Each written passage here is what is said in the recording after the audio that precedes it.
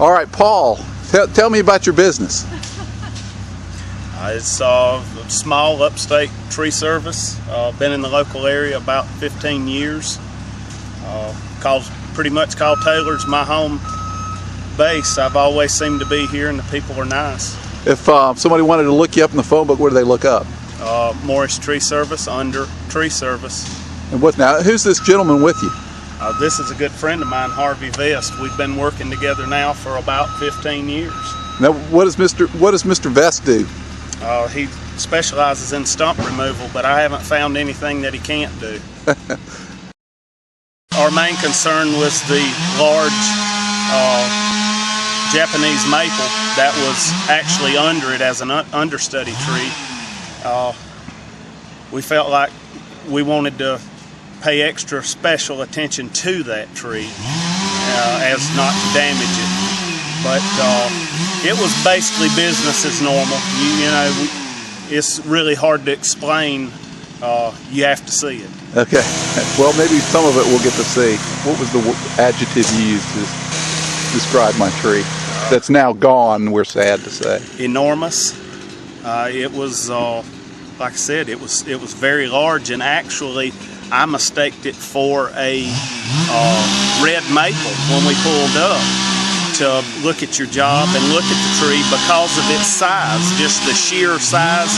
And maples normally have a very wide canopy on them, and I thought, that's no Bradford, that's a maple. And when we got out and I actually got to investigating a little more, I realized that the homeowner's exactly right. He has got a very large Bradford and a very large problem with the split that was in it. Yeah, and you mentioned the Japanese maple. What kind of tree is that? Well, that is a man-made. Those are grafted trees.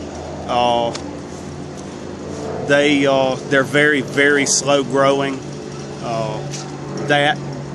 It's odd that you find one of the largest Bradfords in the area sitting right next to probably one of, if not the largest, Jap maple in the area. I've never seen one any larger, and I thought I'd seen some really nice ones. I've seen them taller, but as far as the canopy, the width, and just the girth, the sheer girth and size of the limbs, and just the ornate view that you get when you look at the tree, it's unreal.